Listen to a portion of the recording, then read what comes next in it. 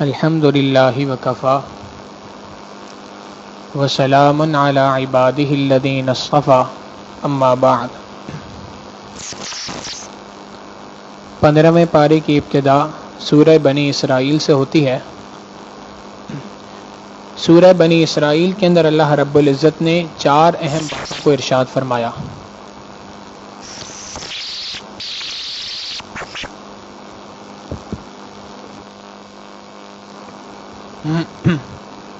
چار اہم باتیں اللہ رب العزت نے سورہ بنی اسرائیل میں ارشاد فرمائی۔ سب سے پہلی بات واقعہ معراج کو ذکر فرمایا کہ اللہ کے محبوب صلی اللہ علیہ وسلم مکہ مکرمہ کے اندر تھے۔ اللہ رب العزت نے مکہ مکرمہ سے نبی علیہ الصلوۃ والسلام کو ایک ہی رات کے اندر، رات کے ایک چھوٹے سے حصے کے اندر مکہ مکرمہ سے مسجد اقصی تک پہلے پہنچایا۔ مسجد اقصی پہنچ کر نبی علیہ الصلوۃ والسلام نے 1,24,000 انبیاء علیہم الصلوۃ والسلام کی جماعت کروائی، نماز پڑھائی، اور تمام انبیاء نے ان کے پیچھے نماز پڑھی۔ اور اس کے بعد اللہ کے محبوب صلی اللہ علیہ وسلم وہاں سے 7 آسمانوں کی سیر کے لیے گئے۔ ہر آسمان کی سیر کی، وہاں کے حالات کو دیکھا، پھر جنت کو دیکھا، جہنم کو دیکھا، اور اس کے بعد پھر اللہ رب العزت کا دیدار نصیب ہوا۔ اللہ کے عرش تک پہنچے اور اس کے بعد اللہ رب العزت کا دیدار نصیب ہوا۔ جب اللہ رب العزت کا دیدار نصیب ہوا تو اللہ رب العزت نے اس دیدار پر اپنے محبوب صلی اللہ علیہ وسلم کو تحفہ عطا فرمایا، اور وہ تحفہ 5 وقت کی نماز ہے۔ کہ اللہ رب العزت نے بات ارشاد فرمائی کہ میرے محبوب صلی اللہ علیہ وسلم آپ کی معراج تو یہ ہے کہ آپ یہاں تک پہنچ گئے، اور آپ یہاں پہنچنے کے بعد آپ نے میرا دیدار کر لیا، اور آپ کا جو امتی ہے اس کے لیے بھی میں رحمت فرما رہا ہوں۔ اور اس کی رحمت یہ ہے کہ وہ تو معراج تک نہیں پہنچ سکتا، لیکن جب وہ اس نماز کو پڑھے گا تو اس کو روحانی معراج نصیب ہو جائے گی۔ لہٰذا نبی علیہ الصلوۃ والسلام نے ارشاد فرمایا الصلاۃ معراج المؤمن، نماز جو ہے یہ مومن کی معراج ہے۔ لہٰذا اللہ رب العزت نے یہاں پر تفصیل کے ساتھ اس واقعے کو ذکر فرمایا، اور یہ بات ذہن میں رکھنی چاہیے کہ معراج اللہ کے محبوب صلی اللہ علیہ وسلم کو جو نصیب ہوئی تھی یہ خواب کے اندر نہیں ہوئی تھی، بیداری کے عالم کے اندر ہوئی تھی، نیند کے اندر نہیں ہوئی تھی، خواب کے اندر نہیں ہوئی تھی، بلکہ جیتے جاگتے ہوئی تھی۔ اللہ کے محبوب صلی اللہ علیہ وسلم کی صرف روح وہاں پر نہیں گئی تھی، روح مال جسم بھی گیا تھا اور ساتھ میں روح بھی گئی تھی۔ یہ عقیدہ ہے ہمارا۔ دوسرا واقعہ بنی اسرائیل کا ذکر فرمایا، اور بنی اسرائیل کے فتنے فساد کا تذکرہ فرمایا کہ بنی اسرائیل نے دنیا کے اندر 2 مرتبہ فساد مچائے، اور 2 مرتبہ فساد مچانے کی پاداش میں ان کے اوپر 2 مرتبہ اللہ رب العزت کی جانب سے سخت پکڑ آئی، اللہ نے ان کی پٹائی کرائی۔ پہلی بار انہوں نے حضرت شعیب علیہ الصلوۃ والسلام کو ایذا پہنچائی، تکلیفیں پہنچائیں۔ نتیجہ یہ نکلا کہ اللہ رب العزت نے ان کے اوپر بخت نصر، ایک ظالم بادشاہ تھا، اس کو مسلط کیا، اور اس نے خوب ان کی ٹھکائی لگائی، خوب پٹائی کی، اور ان کو بے جا قتل کرنا شروع کیا۔ کئی افراد ان کے قتل ہو گئے، اور بہت زیادہ ان کو تکلیفیں اٹھانی پڑیں۔ پھر اس کے بعد انہوں نے اللہ کے دربار میں توبہ طائب ہوئے، رجوع کیا، اللہ سے مانگتے رہے۔ پھر اس کے بعد اللہ نے اس عذاب کو ان سے ختم فرما دیا۔ 700 سال تک امن کی زندگی گزرتی رہی۔ 700 سال امن کی زندگی گزارنے کے بعد پھر انہوں نے دوبارہ ایک اللہ کی نافرمانی کی۔ اللہ کے 2 انبیاء تھے، ایک حضرت سیدنا زکریہ علیہ الصلوۃ والسلام اور دوسرے سیدنا یحییٰ علیہ الصلوۃ والسلام۔ ان دونوں کو انہوں نے شہید کر دیا۔ جب ان دونوں کو انہوں نے شہید کیا تو اللہ رب العزت نے ایک اور ظالم بادشاہ تھا جس کا نام بابل تھا، اس کو اللہ نے ان کے اوپر مسلط کر دیا۔ اس نے بھی ان کی خوب پٹائی کی، اور نتیجہ یہ نکلا کہ یہ دنیا کے اندر ذلیل و رسوا ہوئے۔ نبی علیہ الصلوۃ والسلام نے ارشاد فرمایا کہ جو حالات بنی اسرائیل کے اوپر آئے تھے بعین ہی ویسی حالات میری امت کے اوپر آئیں گے۔ حذو النعل بالنعل، جیسے کہ 2 جوتے ایک دوسرے کے بالکل سائز کے برابر ہوتے ہیں، ایسے ہی جو حالات بنی اسرائیل کے اوپر آئے میری امت کے اوپر بھی ویسے ہی حالات آئیں گے۔ لہٰذا آپ دیکھ لیں، اور جیسے بنی اسرائیل پر 700 سال کے بعد پٹائی ہوئی، انہوں نے نافرمانی کی تو 700 سال بعد پٹائی ہوئی، پھر انہوں نے توبہ طائب ہوئے تو پھر 700 سال تک صحیح چلتے رہے، 700 سال کے بعد پھر انہوں نے اللہ کی نافرمانی کی، تو یہ 700 سال کا دوسرا عرصہ گزرنے کے بعد 1400 سال گزرنے کے اوپر اللہ رب العزت کی جانب سے پھر ان کے پٹائی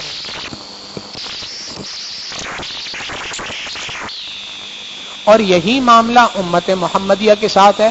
جب انہوں نے اللہ کی فرمانی کرنا شروع کی تو 1400 سال میں سے 700 سال گزرنے کے بعد اللہ نے اس امت کے اوپر تاتاریوں کا فتنہ نازل کر دیا۔ انہوں نے اس امت کی خوب پٹائی کی، امت نے اس سے سبق سیکھا، توبہ طائب ہوئے، اللہ سے رجوع کیا، اللہ نے پھر مہلت دی۔ آج 1400 سال گزرنے کے بعد دوسرے 700 سال گزرے تو اس کے بعد امت پھر اللہ کی نافرمانی میں لگی ہے اور پوری دنیا میں مسلمانوں کی پٹائی ہو رہی ہے۔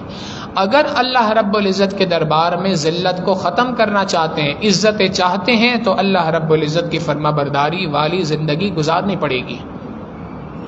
تیسری بات، اللہ رب العزت نے اس صورت کے اندر اسلامی آداب کو، اخلاق کو ذکر فرمایا اور بڑی جامع نصیحتیں فرمائیں۔ پہلی بات ارشاد فرمائی اللہ کے سوا کسی کی عبادت نہ کرو، یعنی اللہ کے ساتھ کسی کو شریک نہ کرو۔ والدین کے ساتھ حسن سلوک کرنے کا حکم دیا اور یہاں تک کہ فرما دیا کہ ان کے ساتھ اف تک کا لفظ بھی نہ کہو۔ رشتہ داروں، مسکینوں اور مسافروں کو ان کا حق دو، یعنی اگر وہ ضرورت مند ہیں تو ان کی ضروریات اپنے استطاعت کے مطابق پوری کرو۔ پھر ایک اور بات ارشاد فرمائی کہ مال کے اندر فضول خرچی بھی نہ کرو، اسراف بھی نہ کرو، اور مال کے اندر کنجوسی اور بخل بھی اختیار نہ کرو۔ ایسا بھی نہ ہو کہ اپنے ہاتھ کو اپنی گردن سے کے ساتھ باندھ لو کہ تم خرچی نہ کر رہے ہو، بخل کر رہے ہو، اور ایسا بھی نہ ہو کہ اپنے دونوں ہاتھوں کو اتنا پھیلا لو کہ تمہاری چادر سے پاؤں باہر نکلنے لگ جائیں۔ میانہ روی اختیار کرو، اللہ کے راستے میں بھی خرچ کرو، اپنی ذات پر بھی خرچ کرو، اپنے گھر والوں کے اوپر بھی خرچ کرو، مگر خرچ کرتے ہوئے اسراف سے اپنے آپ کو بچاؤ۔ اور پھر ارشاد فرمایا کہ اپنی اولاد کو مفلسی کے ڈر سے ختم نہ کرو۔ یہ بات کئی مرتبہ اس زمانے میں بھی لوگ کہتے تھے، آج بھی بہت سارے لوگ یہی بات کہتے ہیں کہ جی اگر زیادہ بچے ہو گئے تو کھائیں گے کہاں سے، کیسے پورا ہوگا؟ اللہ رب العزت نے بہت ہی مختصر مگر بڑا لاجیکل جواب دیا۔ اللہ رب العزت نے ارشاد فرمایا نحن نرزقهم وإياكم، جو ذات تمہیں رزق پہنچا رہی ہے وہی ذات ان کو بھی رزق پہنچائے گی۔ اپنے رزق کے بارے میں سوچو کہ تمہیں رزق کہاں سے مل رہا ہے۔ جب تم اس بات پہ یقین رکھتے ہو کہ اللہ تمہیں رزق پہنچا رہا ہے، لہٰذا تمہیں یہ بھی یقین ہونا چاہیے کہ میری آنے والی اولاد کو رزق بھی اللہ ہی پہنچائے گا۔ پھر ارشاد فرمایا کہ جب وعدہ کرو تو پورا کرو، یتیم کے مال کو نہ کھاؤ، ناپ تول میں کمی نہ کرو، جس چیز کے بارے میں کوئی تحقیق نہ ہو بلا تحقیق باتوں کے پیچھے نہ پڑو، بلا تحقیق کسی بات کو آگے نہ بڑھاؤ، زمین پر اکڑ کے نہ چرو، اور اللہ رب العزت کے ساتھ کسی کو شریک نہ کرو۔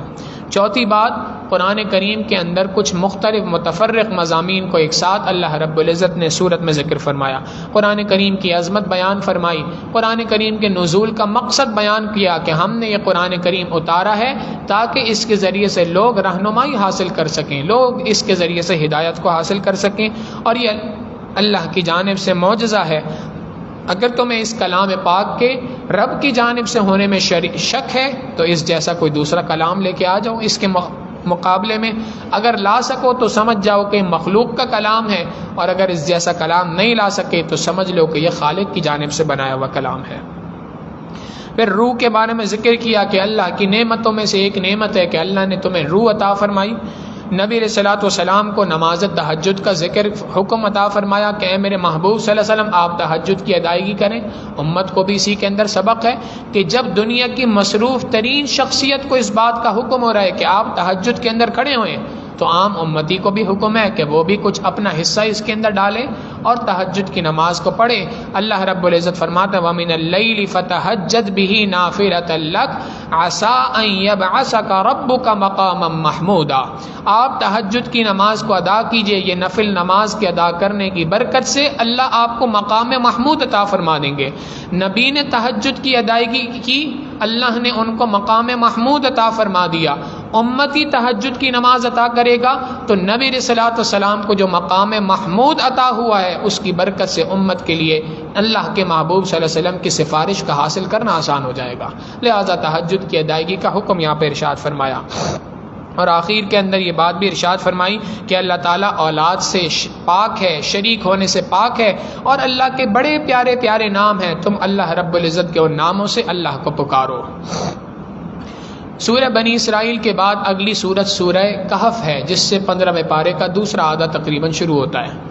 اللہ رب العزت نے سورہ کہف کے اندر جو 15ویں پارے کے دوسرے آدھے سے شروع ہو رہی ہے اور 16ویں پارے کے اندر بھی اس کا کچھ حصہ موجود ہے، اس سورہ کہف کے اندر اللہ رب العزت نے بنیادی طور پہ 5 واقعات کو ذکر فرمایا ہے، اور ان 5 واقعات میں سے ایک درمیان کا واقعہ ہے جو سینٹرل آئیڈیا ہے، خلاصہ ہے پورے کے پورے قرآن کریم کے ان 4 واقعات کا۔ درمیان کا جو سینٹرل آئیڈیا ہے وہ سیدنا آدم علیہ السلام اور شیطان کا، ابلیس کا واقعہ ہے، جو مشہور ہے، جو پہلے بھی گزر چکا ہے کہ اللہ رب العزت نے آدم علیہ السلام کو اس بات کا حکم دیا کہ تم نے اس درخت سے نہیں کھانا، انہوں نے اس درخت سے کھا لیا۔ اللہ کے دربار میں توبہ طائب ہوئے اور کہنے لگے ربنا ظلمنا انفسنا، اے اللہ معاف کر دیجئے، غلطی ہو گئی۔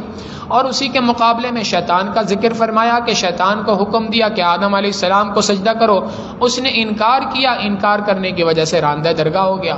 یہ درمیانی واقعہ جو سینٹرل آئیڈیا ہے اس پوری سورہ کہف کا، اس سے پہلے 2 واقعات ذکر کیے، اس کے بعد 2 واقعات ذکر فرمائے۔ اس سے پہلے 2 واقعات جو ذکر کیے ان میں سے ایک واقعہ اصحاب کہف کا ہے۔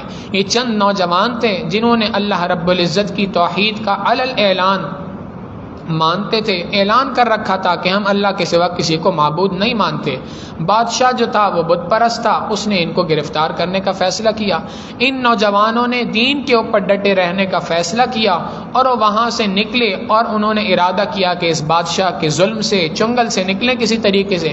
وہ وہاں سے نکل کے سفر کرتے رہے، ایک پہاڑ پہ پہنچے، اس غار کے اندر انہوں نے سوچا کہ کچھ دیر آرام کر لیتے ہیں، پھر سوچتے ہیں کہ کیا کرنا ہے۔ وہاں پر جب آرام کرنے کے لیے لیٹے، اللہ رب العزت فرماتے ہیں کہ ہم نے ان کو 309 سال تک کے لیے ان کو سلا دیا۔ چنانچہ 309 سال تک یہ سوتے رہے۔ فَضَرَبْنَا عَلَىٰ آذَانِهِمْ فِي الْكَهْفِ سِنِينَ عَدَدًا، ہم نے ان کی کانوں کے اوپر تھپکیاں دیں اور ان کو سلا دیا غار کے اندر۔ ثم بعثناہم، پھر ہم نے انہیں 309 سال کے بعد، یعنی ایک لمبے عرصے کے بعد ان کو دوبارہ زندہ کیا، دوبارہ اٹھایا۔ ای الحزبین احصیٰ لما لبثوا امدا، اب جب 309 سال کے بعد اٹھے ہیں تو 3 صدیاں چونکہ بیت چکی تھیں، ان کو تو نہیں معلوم تھا۔ انہوں نے آپس میں اٹھ کے فیصلہ کیا کہ ہم میں سے ایک شخص جاتا ہے اور جا کر بازار سے کچھ کھانا خرید کے لے کے آتا ہے۔ جب بازار پہنچے کھانا خریدنے کے لیے تو یہ عقد کھل گیا، لوگ بھی ان کی تلاش میں تھے پہلے سے۔ ان لوگوں کو پتہ چل گیا کہ وہ نوجوان جو 300 سال پہلے اس دنیا سے غائب ہو گئے تھے، ہمارے ملک سے غائب ہو گئے تھے، اچانک ظاہر ہو گئے۔ ان سے ان کا معاملہ پوچھا گیا، انہوں نے ساری بات ذکر کی، قوم نے ان کو اپنا ہیرو تصور کیا۔ اللہ رب العزت نے اس واقعے کو قرآن کریم کے اندر ذکر فرمایا، یہ پہلا واقعہ۔ دوسرا واقعہ 2 لوگوں کا واقعہ ہے، ایک وہ شخص تھا کہ جو بہت امیر آدمی تھا، اور دوسرا وہ شخص تھا جو انتہائی غریب تھا۔ اللہ رب العزت نے ان دونوں کا واقعہ ذکر فرمایا کہ جو امیر ترین آدمی تھا اس کو اللہ نے ایک باغ عطا فرمایا تھا، جس باغ میں خوب پھل ہوا کرتے تھے، خوب اس کے اندر نہریں بہتی تھیں، بہترین قسم کا باغ تھا، پھل بھی بہت زیادہ تھے، پانی بھی میٹھے چشمے والا نہر کا پانی تھا۔ اس نعمتوں کے ساتھ وہ اکڑ کر زندگی گزارتا تھا، تکبرانہ زندگی گزارتا تھا۔ اللہ رب العزت نے دوسرا بندہ جو غریب تھا اس کو اس کے پاس بھیجا، اس نے جا کے کہا کہ بھائی اکڑ کس بات کی، تکبر کس بات کا، تمہیں تو چاہیے کہ اپنی ان نعمتوں کو دیکھو، تو نعمتوں کو دیکھ کر اللہ کے دربار میں زور سے کہو ماشاء اللہ، کیا اللہ رب العزت کی شان ہے کہ اس نے مجھے اتنی نعمتیں عطا فرمائی ہیں۔ مگر اس کو اپنی ایکسپرٹیز کے اوپر بڑا بھروسہ تھا، کہنے لگا کہ یہ تو میری محنت کا کمال ہے، لہٰذا اللہ رب العزت نے اس کے پورے کھیت کو جلا کے راکھ کر دیا، اور وہ کھیت سارا کا سارا، وہ باغ جو تھا وہ بھی جل گیا، جو پانی تھا وہ بھی میٹھے سے نمکین کڑوا ہو گیا۔ یہ واقعہ اللہ نے دوسرا ذکر فرمایا۔ تیسرا واقعہ آدم علیہ السلام اور ابلیس کا واقعہ۔ اس کے بعد چوتھا واقعہ حضرت ذوالقرنین کا اور سیدنا موسیٰ علیہ السلام کا واقعہ، کہ موسیٰ علیہ السلام کو اللہ رب العزت نے فرمایا کہ اے موسیٰ، ایک شخص آپ سے بھی زیادہ علم جاننے والا دنیا کے اندر موجود ہے۔ موسیٰ علیہ السلام ان کے پاس پہنچے، ان سے علم حاصل کریں۔ جب سیدنا خضر علیہ السلام سے کہا کہ میں آپ کے پاس آیا ہوں کچھ علم حاصل کرنے کے لیے، انہوں نے کہا تم میرے ساتھ نہیں رہ سکتے، اس لیے کہ میرے ساتھ رہنے کے لیے تو بڑا صبر چاہیے، تمہارے اندر میں وہ صبر نہیں دیکھ رہا۔ انہوں نے فرمایا کہ نہیں، آپ مجھے صابر شاکر پائیں گے، آپ مجھے اپنے ساتھ رکھ کے تو دیکھیں۔ خضر علیہ السلام نے شرط لگا دی کہ اچھا اگر میرے ساتھ رہنا ہے تو کسی بات پر کیوں نہیں کرنی، یہ آپ نے کام کیوں کیا؟ موسیٰ علیہ السلام تیار ہو گئے۔ اب اس کے بعد انہوں نے سفر کرنا شروع کیا. جب سفر کرتے رہے تو راستے میں 3 واقعات بڑے عجیب و غریب قسم کے آئے. پہلا واقعہ یہ تھا کہ ایک کشتی تھی جس کشتی کے اندر انہوں نے کشتی والوں نے ان دونوں کو مفت کے اندر اپنے پاس سوار کر لیا کہ ہم آپ کو فری میں لے جائیں گے, آپ ظاہراً شکل و صورت سے بڑے نیک لوگ لگتے ہیں, ہم آپ کو اس سفر میں کوئی کرایہ آپ سے وصول نہیں کریں گے. اب جب اس سفر پہ چل رہے تھے تو راستے میں خضر علیہ السلام نے اس کشتی میں ایک سوراخ کر دیا جس سے پانی آنا شروع ہو گیا. اب موسیٰ علیہ السلام کو یہ بات برداشت نہ ہو سکی, چونکہ صاحب شریعت نبی تھے, شریعت کے اصولوں کے خلاف کوئی کام ہو نبی خاموش کیسے بیٹھ سکتا ہے. لہٰذا انہوں نے فوراً کہا کہ ایک تو انہوں نے آپ پہ احسان کیا, آپ نے اس کا بدلہ یہ دیا کہ اس کشتی میں سوراخ کر دیا. خضر علیہ السلام نے فرمایا کیا میں نے تم سے نہیں کہا تھا الم اقل انک لن تستطیع معی صبرا, تم میرے ساتھ صبر اختیار نہیں کر سکو گے. موسیٰ علیہ السلام نے پھر معافی مانگی کہ اچھا اب مجھے مہلت دے دیجئے, آئندہ نہیں سوال کروں گا. پھر سفر چلتا رہا, آگے چلتے رہے. اچانک ایک جگہ پر پہنچے تو خضر علیہ السلام نے ایک بچے کو دیکھا اور ایک بچے کو دیکھا, اس کو پکڑا اور پکڑ کے اس کی گردن مڑوڑ دی.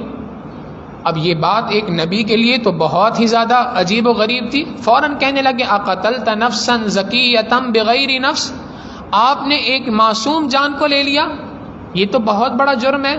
پھر خضر علیہ السلام نے فرمایا الم اقل لک انک لن تستطیع معی صبرا, کیا میں نے آپ کو یہ بات نہیں کہی تھی کہ آپ میرے ساتھ رہنے پہ صبر نہیں کر سکیں گے. موسیٰ علیہ السلام نے پھر معافی مانگی اور یہ بات کہی کہ جی اب اگر میں نے یہ سوال کیا تو پھر میرا اور آپ کا راستہ جدا ہو جائے گا, مجھے اپنے ساتھ تھوڑی دیر اور رکھ لیجئے. آگے پہنچے تو ایک بستی میں پہنچے, وہاں پہ ان لوگوں سے کہا کہ بھائی ہمیں بھوک لگ رہی ہے, آپ کی بستی میں مہمان ہے, کچھ کھانا کھلا دو. انہوں نے انکار کر دیا. جب انہوں نے انکار کیا تو اب خضر علیہ السلام اور موسیٰ علیہ السلام تھوڑے پریشان تھے, وہاں سے سفر پہ نکلے, آگے کی طرف جا رہے تھے تو دیکھا کہ اسی بستی میں ایک دیوار ہے جو بہت ٹیڑھی ہوئی ہوئی ہے اور قریب تھا کہ گر جاتی. خضر علیہ السلام نے فوراً اس دیوار کو گرایا اور اس دیوار کو دوبارہ صحیح کر کے پلسٹر وغیرہ کر کے بہترین طریقے سے کھڑا کر دیا. اب موسیٰ علیہ السلام پھر دوبارہ سوال کر بیٹھے کہ یہ کیا بات ہوئی, اس قوم نے ایک تو آپ کو کھانے کو کھانا نہیں دیا اور آپ نے ان کے اوپر احسان کر دیا, اچھا آپ کو دیوار سیدھی کرنی ہی تھی تو کم از کم اس کے بدلے کچھ پیسے لے لیتے تاکہ ہم اس کے بدلے کچھ کھانا کھا لیتے.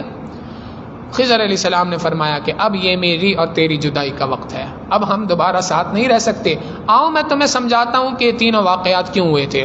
جہاں تک پہلے واقعہ کا تعلق ہے تو اس کے پیچھے مسئلہ یہ تھا کہ آگے ایک ظالم بادشاہ تھا جس نے اعلان کیا ہوا تھا کہ جو کوئی سالم کشتی آئے, صحیح سلامت کشتی آئے, اس کو اپنے قبضے میں لے لو, اس کے مسافروں کو اتار دو.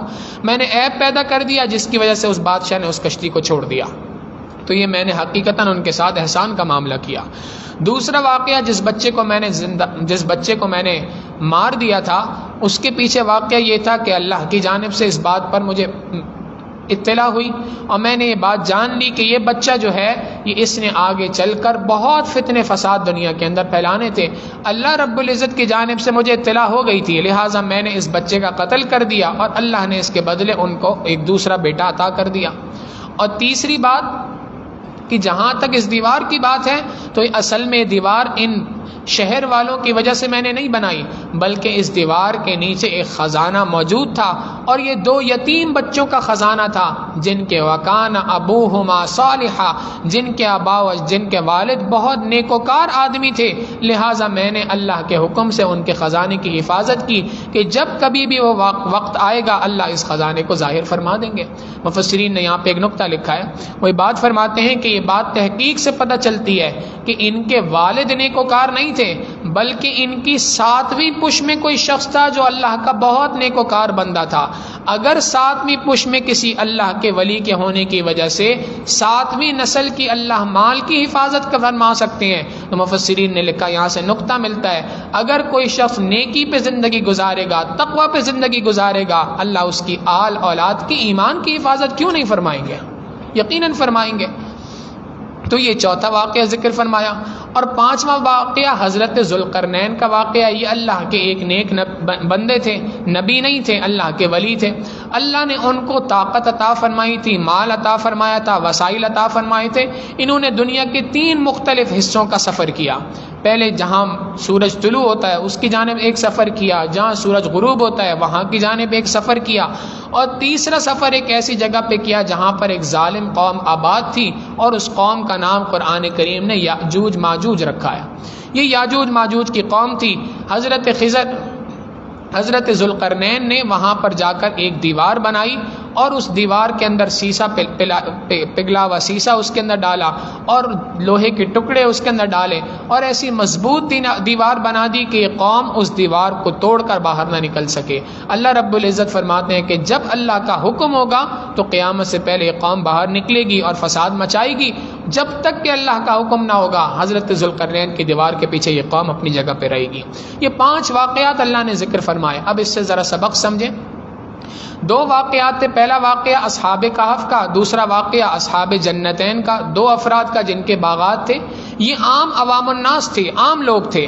اللہ رب العزت نے 2 واقعات سے 2 سبق فرما دیے کہ دیکھو اگر تمہارے لیے ناموافق حالات آئیں، مشکل حالات آئیں، اس میں تمہارے لیے ایمان کا بچانا لازمی ہے، اس کے لیے صبر اختیار کرو، اور اگر حالات تمہارے موافق ہوں، اچھے حالات ہوں، تو ان اچھے حالات کے اندر تم نے اللہ کا شکر ادا کرنا ہے، تکبر اختیار نہیں کرنا۔ پھر آخری 2 واقعات، ایک حضرت موسیٰ علیہ السلام کا اور ایک حضرت ذوالقرنین کا، یہ اللہ کے خاص بندے تھے۔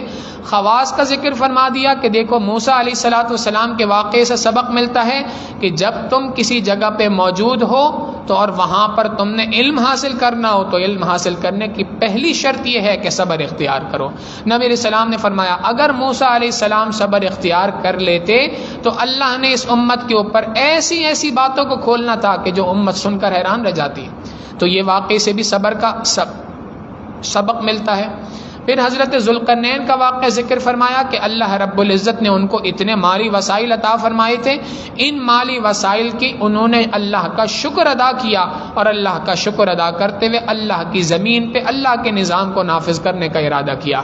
عام عوام الناس کے لیے بھی حکم ہے، اگر حالات تمہارے لیے ناموافق ہوں صبر اختیار کرو، موافق ہوں تو شکر اختیار کرو۔ خواص کے لیے بھی یہ بات فرما دی کہ اگر تمہارے لیے حالات ناموافق ہوں صبر اختیار کرو، اور اگر حالات موافق ہو تو پھر اللہ کے نظام کو دنیا کے اندر نافذ کر کے اللہ کے اس نعمت کا شکر ادا کرنے کی کوشش کرو۔ یہ 4 واقعات تو بیان کر دیے، درمیان میں جو سینٹرل آئیڈیا ہے وہ بڑا خوبصورت ہے، جو اس پوری صورت کا خلاصہ کہا جا سکتا ہے۔ اللہ رب العزت درمیان میں یہ بات فرما رہے ہیں کہ میرے بندوں صبر بھی اختیار کرنا ہے، شکر بھی اختیار کرنا ہے، یہ پوری صورت کا خلاصہ۔ لیکن ظاہر ہے کہ انسان ہو کمی کوتاہیاں ہو جاتی ہیں، تو کمی کوتاہی دنیا میں 2 طرح کے افراد سے ہوئی، ایک آدم علیہ السلام سے ہوئی، ایک شیطان سے ہوئی۔ شیطان نے غلطی کی تو غلطی کی پاداش میں ہونا تو یہ چاہیے تھا کہ وہ اللہ کے سامنے سرنڈر کرتا، معافی مانگ لیتا، مگر اس نے معافی مانگنے کے بجائے ڈٹائی اختیار کی۔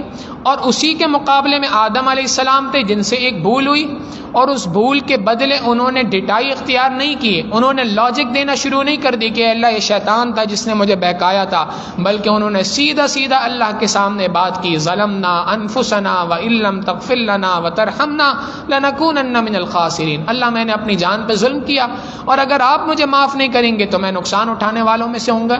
لہذا سبق مل گیا کہ میرے بندوں اگر کبھی غلطی ہو جائے توبہ کرنے میں دیر نہ کرنا، فوراً اللہ رب العزت کے دربار میں گڑ گڑاؤ، اللہ سے معافی مانگو، اپنے گناہ کا اقرار کر لو، اپنے گناہ پہ اپنے جرم کی اقرار اللہ کے دربار میں کر لو، اللہ رب العزت تمہاری اس توبہ کو قبول فرمائیں گے۔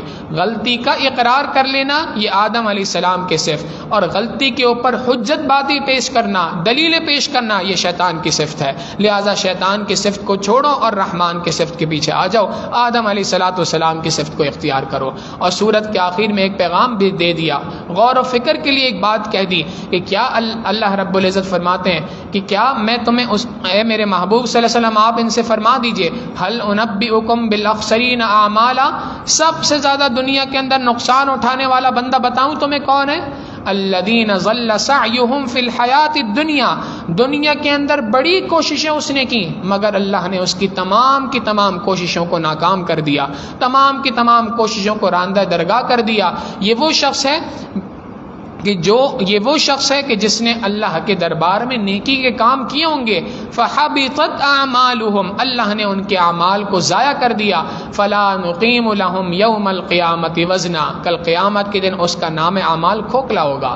لہٰذا اللہ رب العزت نے یہاں سے بات فرما دی کہ اپنے اعمال پہ فریفتہ نہیں ہونا، عمل کرتے جاؤ، مگر عمل کرنے کے ساتھ اللہ کے دربار میں دعائیں کرتے جاؤ۔ ہمارے مشائخ نے فرمایا کہ اگر ایک بندہ ایک مٹھی عمل کرے تو ایک من اللہ کے دربار میں اللہ رب العزت سے قبولیت مانگے کہ اے اللہ یہ عمل اس قابل تو نہیں کہ آپ کے دربار میں پیش کیا جائے، لیکن اے اللہ آپ کے ہاں قابلیت نہیں چلا کرتی، آپ کے ہاں قبولیت چلا کرتی ہے، جب قبولیت کا معاملہ ہے تو اے اللہ اس کو قبول فرما لیجئے۔ لہٰذا اعمال کے کرنے کے ساتھ اللہ سے رو رو کے ان دعاؤں کو، ان عبادات کو قبول اللہ کا رب العزت کے دربار میں کراتے جاؤ، نیکیاں کرتے جاؤ، اللہ کے دربار میں ڈرتے ہوئے قبول کراتے جاؤ۔ یہ ساری کی ساری زندگی کا خلاصہ ہے، یہی اس سورہ کہف کا خلاصہ، یہی اس سورہ کہف کا پیغام ہے۔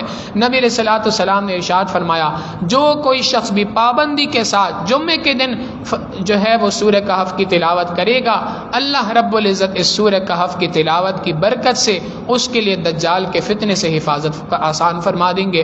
لہٰذا اس سورت کی تلاوت کا بھی اہتمام کرنا چاہیے اور اس کے اس مفہوم کو اپنے دل و دماغ میں بٹھانے کی کوشش کرنی چاہیے، اپنے دل و دماغ میں بھی بٹھائیں، اپنے گھر والوں کے دل و دماغ میں بھی بٹھائیں، اور سب کو یہ بات سمجھا دیں کہ دجال کے فتنے سے محفوظ ہونے کے لیے اللہ رب العزت کا پیغام یہی ہے کہ ناموافق حالات میں صبر کرنا ہے، موافق حالات میں شکر کرنا ہے، اور غلطی ہو جائے تو فی الفور اللہ کے دربار میں توبہ کرنی ہے، رجوع کرنا ہے، نیک اعمال کر لیں تو نیک اعمال کرنے کے بعد اللہ کے دربار میں گڑ گڑا کر قبولیت مانگنی ہے۔ اللہ رب العزت سے دعا ہے کہ پروردگار عالم ہمارے بھی تمام کے تمام اعمال کو قبول فرمائے، ہماری کوتاہیوں کو معاف فرمائے۔ وآخر دعوانا ان الحمد للہ رب العالمین۔ سبحان ربی الوہاب اللہم صلی علی سیدنا محمد وعلی آل سیدنا محمد وبارک وسلم۔ ربنا ظلمنا انفسنا وإن لم تغفر لنا وترحمنا لنکونن من الخاسرین۔ اللہم آت نفوسنا تقواها وزکها انت خیر من زکاها انت ولیها ومولاها انک علی کل شیء قدیر۔ وصلی اللہ تعالی علی حبیبہ سیدنا محمد وآلہ واصحابہ اجمعین برحمتک یا ارحم الراحمین۔